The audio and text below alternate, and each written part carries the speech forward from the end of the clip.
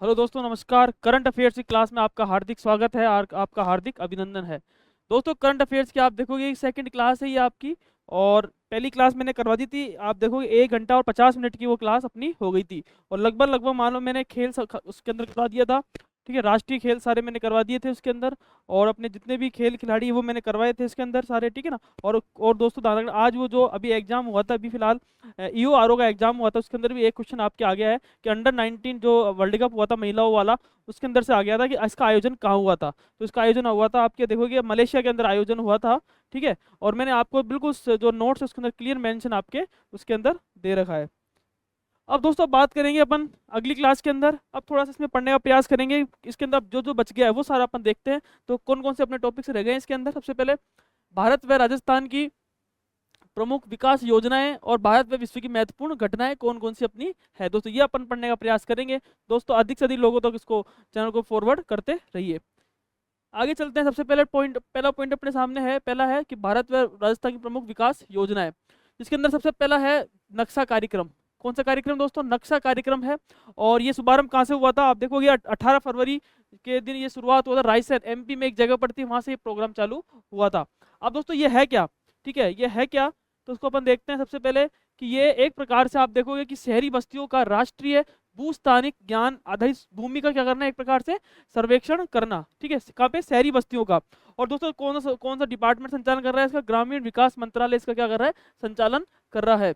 आगे चलते हैं। उसके बाद में इसका उद्देश्य क्या है? इसका उद्देश्य है कि शहरी क्षेत्रों में भूमि अभिलेखों को डिजिटल करना। जितने भी आप देख रहे हो कि भूमि जो अभिलेख है उसको क्या करना है, एक प्रकार से डिजिटल करना। और उसका क्या करना? अद्यतन करना। क्या करना? उसका अद्यतन करना, जिससे संपत्ति स्वामित्व दस्तावेजों में पारदर्शिता हो, सटीकता हो, और उसका क्या हो? कुशलता आपकी होनी चाहिए। कुशलता क्या हो? निश्चित होनी चाहिए। और कहते हैं कि राजस्थान पूरे देश भर के अंदर कितने निकायों में? 152 शहरी निकायों में इसको लागू करने का प्रयास इसके अंदर किया जा रहा है। और दोस्तों ध्यान रखना, ये क्या है? एक प्रकार से डिजिटल इंडिया भूमि अभिलेख आधुनिकीकरण कार्यक्रम के अंतर्गत ये किया जा रहा है। ठीक है। तो एक प्रकार से अगर मैं मानूं तो नक्शा कार्यक्रम क्या है? तो नक्शा कार्यक्रम एक प्रकार से शहरी क्षेत्रों में, जो शहरी क्षेत्र है उस शहरी क्षेत्रों में भू अभिलेखों क्या करना है, एक प्रकार से डिजिटलकरण करना, और साथ में उसको क्या करना है, एक प्रकार से अद्यतन करना। और यही इसका मेन उद्देश्य है, कैसे उसके अंदर पारदर्शिता है और कैसे उसके अंदर सटीकता कुशलता इसके अंदर आए। और कहते हैं कि देश भर में 152 कितने 152 जो शहरी निकायों में इसको लागू किया जा रहा है। और कहते हैं कि ये फिर राजस्थान में अगर मैं बात करूं तो राजस्थान की टोटल कितने शहरों में लागू किया जा रहा है? ये 10 शहरों के अंदर राजस्थान के अंदर ये लागू किया जा रहा है। और कहते हैं कि कहाँ कहाँ पर? एक तो बगरू। ठीक है, बगरू चलते हैं अपन। जैसे अजमेर रोड पर चलते हैं, अजमेर की तरफ, अजमेर रोड की तरफ सबसे पहले क्या आता है? बगरू आता है। बगरू के बाद में किशनगढ़ आता है।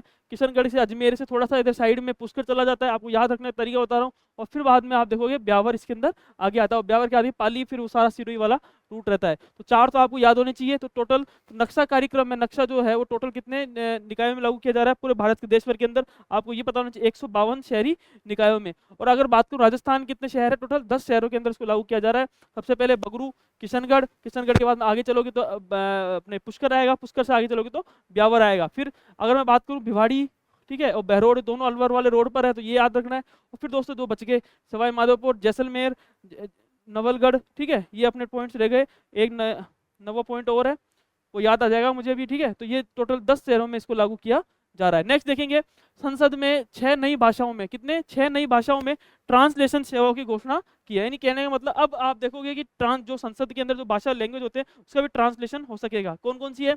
बोडो, डोगरी, मैथिली, मणिपुरी, उर्दू और संस्कृत। आप देखोगे इनका ट्रांसलेशन की सेवा की घोषणा संसद में की गई। अब टोटल कितनी जो सेवा शामिल हो गई? 16 भाषाएं आपकी इसके अंदर शामिल हो गई है।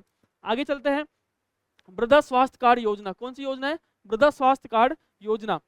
दोस्तों ध्यान रखना, मृदा स्वास्थ्य कार्ड जो योजना है वो कहाँ से स्टार्ट हुई थी? सूरतगढ़ से ये प्रारंभ हुई थी। कहाँ से? सूरतगढ़। 19 फरवरी 2015 से। किस कहाँ से योजना शुरुआत हुई थी? 19 फरवरी 2015 से इसकी शुरुआत हुई थी। और कहते हैं कि इसको 1 दशक पूरा हो गया। कौन सा दशक? 1 दशक इसका पूरा हो गया है।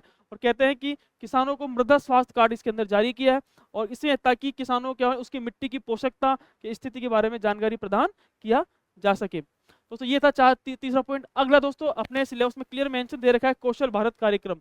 कौन सा है? कौशल भारत कार्यक्रम। अपने क्लियर मेंशन दे रखा है सिलेबस के अंदर कि कौशल विकास कार्यक्रम। इसकी शुरुआत कब हुई थी?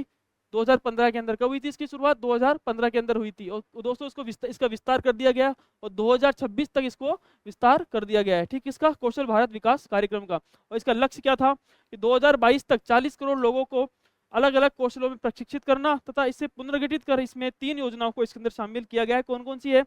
पीएम कौशल विकास योजना 4.0, पीएम राष्ट्रीय प्रशिक्षुता संवर्धन योजना और दोस्तों जन शिक्षण संस्थान योजना। दोस्तों 3 जो योजना है इनको इसके अंदर 3 योजनाओं के अंदर शामिल किया गया है। और कौशल भारत कार्यक्रम 2015 से इसको लागू किया गया था। इसका विस्तार कितना कर दिया गया है? 2026 तक इसका विस्तार कर दिया गया है। ठीक है, नेक्स्ट चलते हैं आगे। उसके बाद में वाटर शेड यात्रा का शुभारंभ। वाटर शेड, जल संग्रहण कैसे हो सके, कैसे जल के प्रति लोगों के अंदर एक भाव उमड़े कि जल को वेस्ट नहीं किया जा सकते। दोस्तों इसने एक यात्रा चालू की थी और कृषि मंत्रालय, जो आप देख रहे हो कि शिवराज सिंह जी चौहान जी का मंत्रालय था, उन्होंने ये चालू किया था और इसकी थीम थी धन्य धान्य। क्या होनी चाहिए थीम इसकी? धन्य धान्य थी।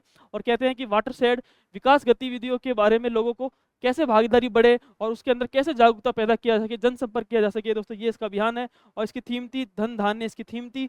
और अगर बात करूं राजस्थान के अंदर, तो राजस्थान में 12 जिले के अंदर भी किशनगंज ग्राम पंचायत से इस यात्रा को स्टार्ट किया गया था।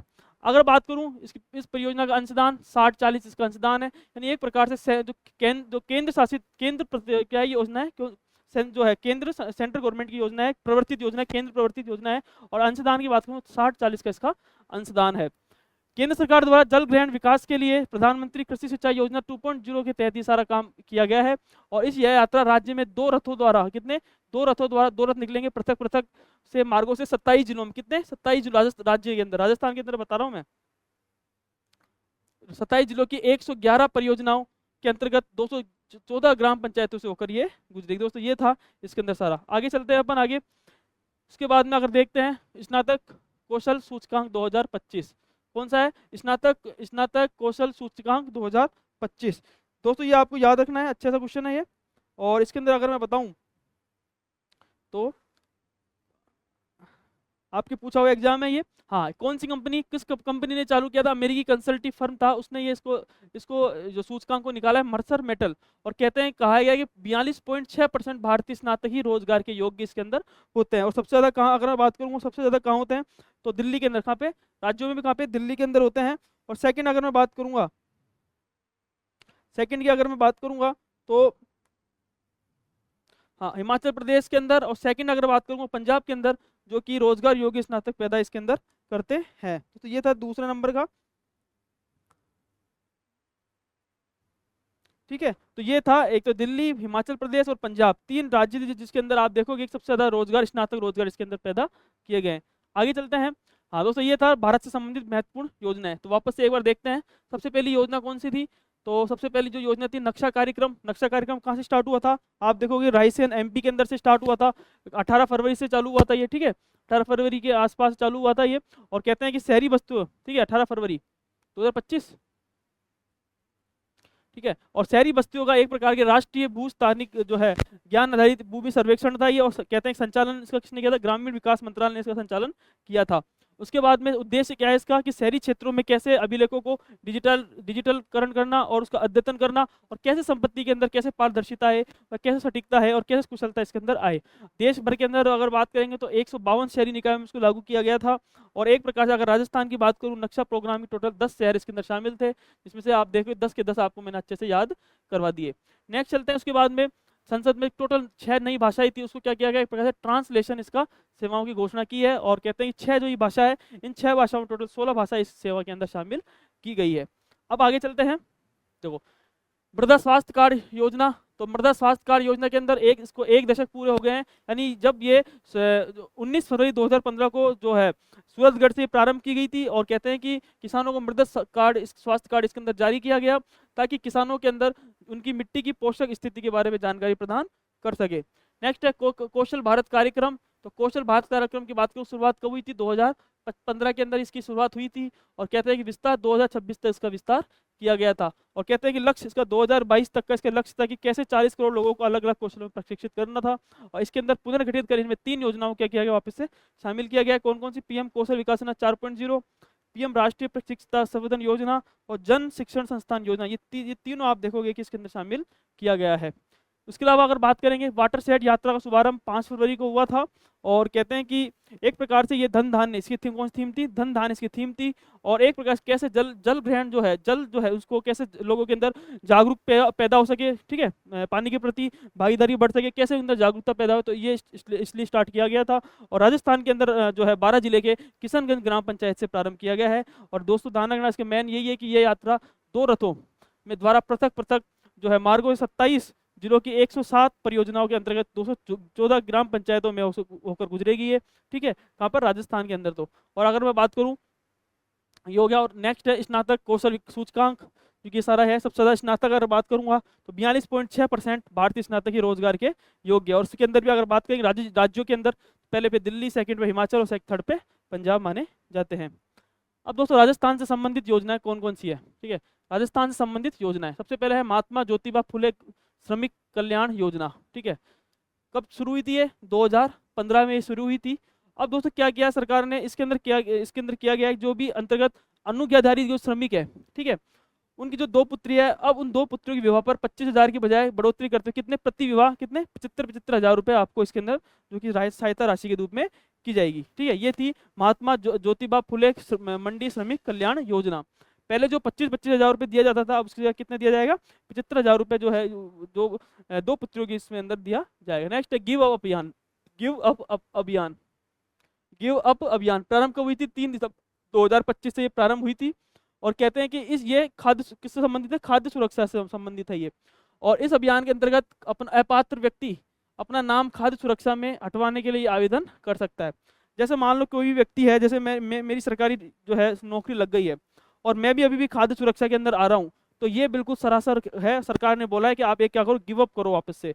जितने भी जो भी व्यक्ति सरकारी सेवा के अंदर है, ठीक है, या कोई व्यक्ति जो फिक्स जो निश्चित आय उससे आगे अगर आय से ज़्यादा अधिक ले रहा है, तो वो खाद्य सुरक्षा से बाहर निकले, इसलिए इसको गिव अप किया गया है।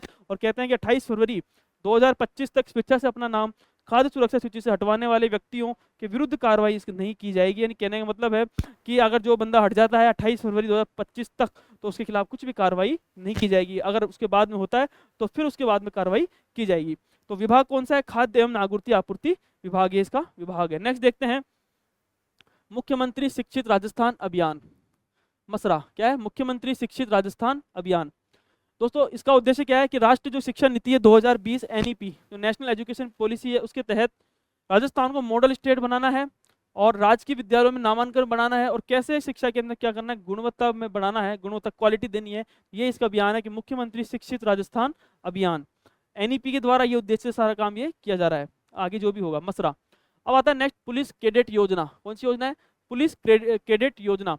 कौन सा विभाग कर रहा है, राजस्थान शिक्षा विभाग। कौन सा विभाग है, राजस्थान शिक्षा विभाग, ये इसके द्वारा किया जा रहा है। और दोस्तों है क्या, ये योजना के तहत बच्चों को स्टूडेंट पुलिस कैडेट बनने का अवसर प्रदान किया जाएगा। क्या किया जाएगा कि बच्चों को भी स्टूडेंट जो कैडेट है वो कैसे बने, उसके लिए अवसर प्रदान किया जाएगा इसके अंदर।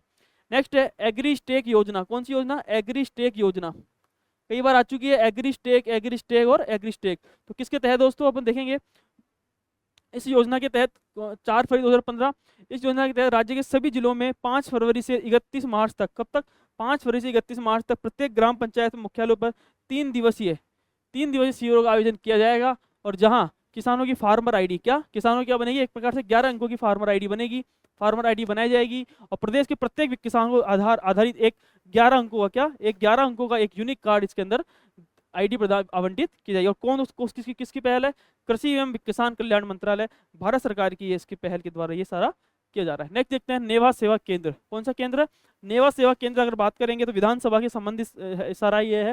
इसका शुभारंभ 3 फरवरी 2025 को प्रारंभ किया गया था। उद्घाटन विधानसभा के अंदर उद्घाटन किया था। तो नेवा क्या है, एक प्रकार से नेशनल ई विधान एप्लीकेशन, क्या है, एक प्रकार से नेशनल ई विधान एप्लीकेशन है। और इसका उद्देश्य क्या है कि राजस्थान जो विधानसभा है, उस राजस्थान विधानसभा की कार्यप्रणाली को डिजिटल और पेपरलेस, कौन सा, डिजिटल बनाना और एक पेपरलेस बनाना इसका मेन उद्देश्य था। दोस्तों अभी हाल ही के अंदर जब मुख्यमंत्री जी और क्या दिया कुमारी जी ने जब भाषण पढ़ा था, तो आप देखोगे कि अब विधानसभा क्या हो गई, पेपरलेस हुई है, अपनी विधानसभा हो चुकी है, डिजिटल एक प्रकार से हो चुकी है। दोस्तों ये था नेवा सेवा केंद्र। आगे चलते हैं साहस अभियान।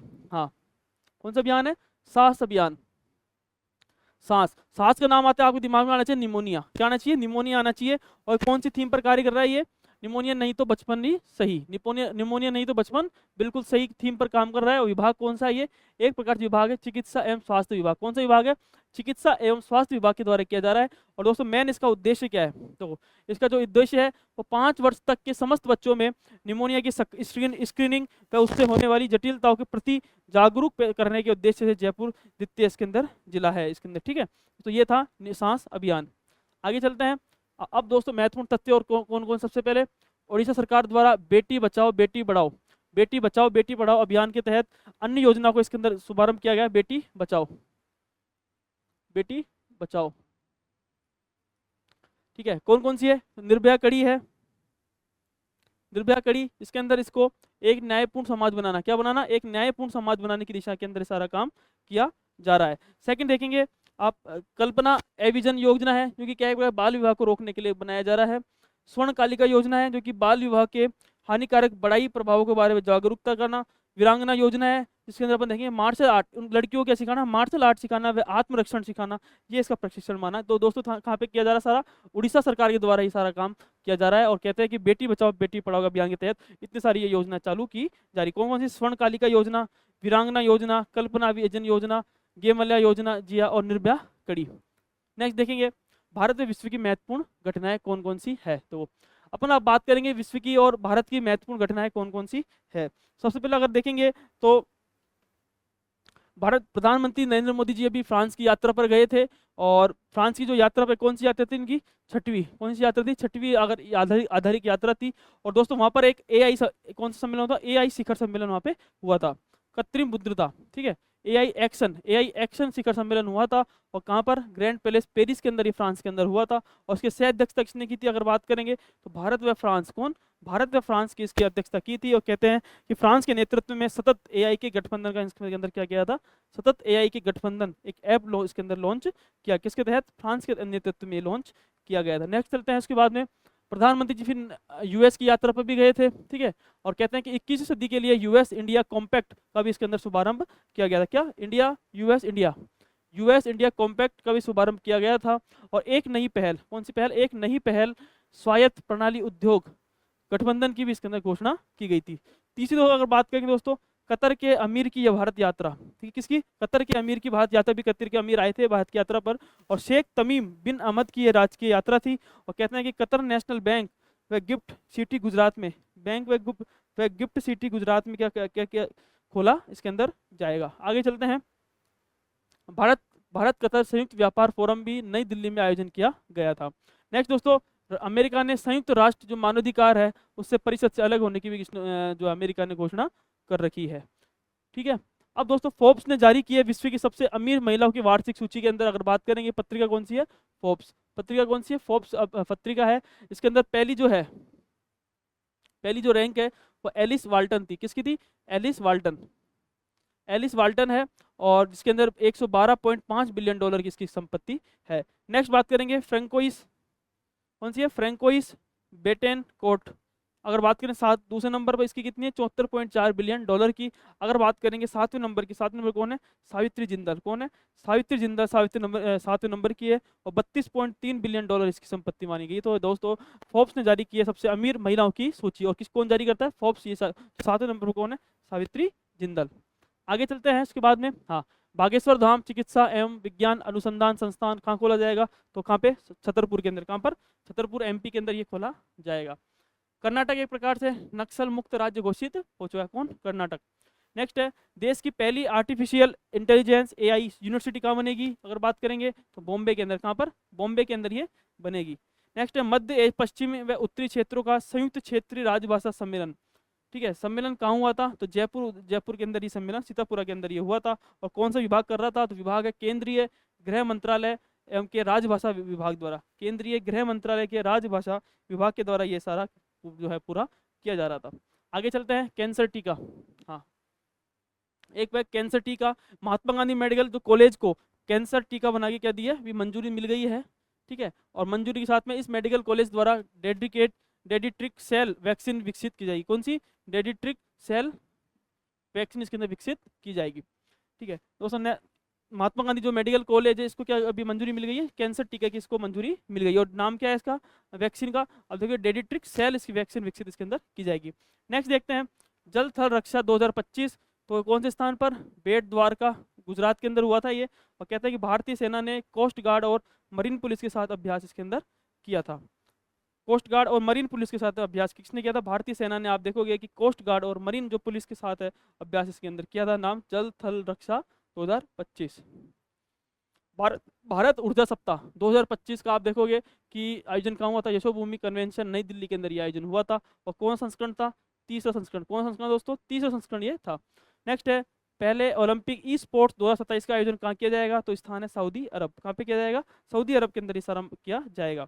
कौन सा, पहला ओलंपिक ई स्पोर्ट 2027। ठीक है, आगे चलते हैं आशा योजना।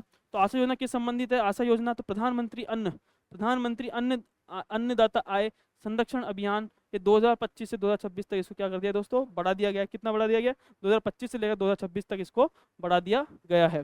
अब आगे चलते हैं, कौन सा मंत्रालय कर रहा है ये, तो कृषि एवं विकास कल्याण मंत्रालय के द्वारा प्रसारित किया जा रहा है। और इसका उद्देश्य क्या है, इसका एक ही उद्देश्य है कि प्रभावी खरीद क्या करना, प्रभावी खरीद संचालन और मूल्य समर्थन तंत्र के माध्यम से किसानों को लाभकारी मूल्य सुनिश्चित करना। इसकी क्या है महत्वपूर्ण, अगर देखेंगे तो महत्वपूर्ण इसकी ये बात है। ठीक है, तो ये था प्रभावी खरीद संचालन और मूल्य समर्थन तंत्र के माध्यम से किसानों को लाभकारी मूल्य सुनिश्चित करना। ठीक है, ये इसका मेन था। आगे चलते हैं, हाँ अब दोस्तों अंतरिक्ष व रक्षा प्रौद्योगिकी एक बार वापस से देख लेते हैं।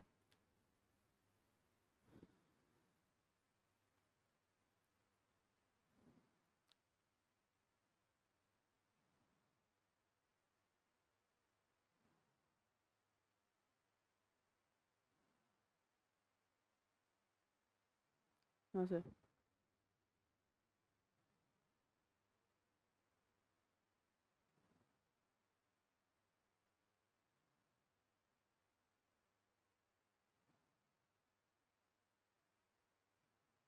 हाँ, तो प्रधानमंत्री नरेंद्र मोदी ने फ्रांस की यात्रा की थी और भारतीय पीएम ने कहते हैं कि 8वीं अधिकारी का एक प्रकार से यात्रा थी। और एआई शिखर जो है आर्टिफिशियल इंटेलिजेंस, जो कि एक्शन शिखर सम्मेलन हुआ था, कहाँ पे हुआ था, पेरिस के अंदर हुआ था। शायद अध्यक्षता किसने की थी, भारत व फ्रांस ने, आप देखो कि शायद अध्यक्षता की थी। और फ्रांस के नेतृत्व में कितने सतत एआई के गठबंधन की लॉन्च इसके अंदर किया गया था। नेक्स्ट देखते हैं, उसके बाद में प्रधानमंत्री नरेंद्र मोदी की अमेरिकी यात्रा हुई थी और कहते हैं कि यूएस इंडिया कॉम्पैक्ट, क्योंकि यूएस इंडिया कॉम्पैक्ट का शुभारंभ भी इसके अंदर किया गया था। और नेक्स्ट है कतर के अमीर ने भारत की यात्रा की थी और कहते हैं कि कतर नेशनल जो बैंक है, क्या नाम है उनका, शेख तमीम बिन अहमद, शेख तमीम, क्या नाम है, शेख तमीम बिन अहमद की ये आज की यात्रा थी। और कहते हैं कि कतर नेशनल बैंक व गिफ्ट सिटी गुजरात के अंदर इसको खोला इसके अंदर जाएगा। आगे चलते हैं, ठीक है, अमेरिका ने संयुक्त राष्ट्र मानव अधिकार परिषद से भी अलग होने की घोषणा की है। फोर्ब्स की सूची जारी की है, कौन जारी करता है, जारी की है फोर्ब्स ने। और कहते हैं कि विश्व की जो सबसे अमीर महिलाओं की इसके अंदर वार्षिक सूची जारी की है। और उसके अंदर से भारतीय है मूल की जो है सावित्री जिंदल है वो 7वें नंबर पर रही है। कितने, 32.3 बिलियन डॉलर इसकी कुल संपत्ति मानी जाती है। अगर बात करेंगे दोस्तों आगे, तो बागेश्वर धाम चिकित्सा एवं विज्ञान अनुसंधान संस्थान कहाँ पर खोला गया है, छतरपुर के अंदर। कर्नाटक को पहला नक्सल मुक्त राज्य घोषित किया गया है। देश की पहली artificial intelligence AI university Mumbai में खोली जाएगी। मध्य एशिया एवं उत्तरी क्षेत्रों का संयुक्त क्षेत्रीय राजभाषा सम्मेलन कहाँ पे हुआ है, जयपुर के अंदर। और विभाग कौन सा है, केंद्रीय गृह मंत्रालय का राजभाषा विभाग ये सारा काम कर रहा है। ठीक है, ये था मेन भारतीय ऊर्जा सप्ताह नई दिल्ली के अंदर आयोजन हुआ। संस्करण इसका तीसरा संस्करण था। पहला ओलंपिक ई स्पोर्ट्स 2027 का आयोजन स्थान सऊदी अरब के अंदर स्थान है। आशा योजना प्रधानमंत्री अन्नदाता आय संरक्षण अभियान 2025-26 तक इसको बढ़ा दिया गया है। आगे चलते हैं, इसके बाद में मंत्रालय कृषि एवं विकास कल्याण मंत्रालय इसको प्रसारित करता है। इसका उद्देश्य प्रभावी खरीद संचालन और मूल्य समर्थन तंत्र के माध्यम से किसानों का करना एक प्रकार से लाभकारी व मूल्य सुनिश्चित करना इसका मेन उद्देश्य है। अब दोस्तों अंतरिक्ष, लास्ट टॉपिक अपने रह गया अंतरिक्ष व रक्षा प्रौद्योगिकी। देखो सबसे पहले क्या है, एथेना, क्या है एथेना, लॉन्च किया गया है कौन से, फोल्कन 9 रॉकेट स्पेस एक्स से। ठीक है, इसको लॉन्च किया गया है और यह नासा के ऑटोमिस कार्यालय का एक प्रकार से हिस्सा है। और नोवा की कौन सी श्रेणी का है, नोवा सी श्रेणी का यह एक चंद्र लेडर चंद्रमा के दक्षिणी ध्रुव पर जाकर जल की खोज क्या करेगा, ये जल की खोज एक प्रकार से करेगा। कौन से व्हीकल से इसको लॉन्च किया, फोल्कन 9 रॉकेट से इसको लॉन्च किया गया। और कहते हैं कि नासा के एक प्रकार से ऑटोमिस कार्यक्रम का ये हिस्सा है। नेक्स्ट है सुनीता विलियम्स, आप देखोगे सुनीता विलियम्स आ चुकी है। कौन से? तो नासा ने सुनीता विलियम्स को धरती पर वापस लाने के लिए स्पेस एक्स, किसके से? स्पेस एक्स के सहयोग से आप देखोगे क्रू 9 मिशन लॉन्च इसके अंदर किया है। नेक्स्ट है very short range air defence system. ठीक है, very short range air defence system, यानी वेरी शॉर्ट यानी कम दूरी का एयर डिफेंस सिस्टम, ठीक है, रेंज का। तो चांदीपुर परीक्षण रेंज ओडिशा में इसका क्या किया है, एक प्रकार से सफलतापूर्वक इसको परीक्षण किया गया है। और विकास किसने किया है इसको? डीआरडीओ ने रिसर्च सेंटर जो इमारत है इसके विकास किया है। और यह एक प्रकार से स्वदेशी मैन पोर्टेबल क्या है, एक प्रकार से वायु रक्षा प्रणाली एक प्रकार से यह है।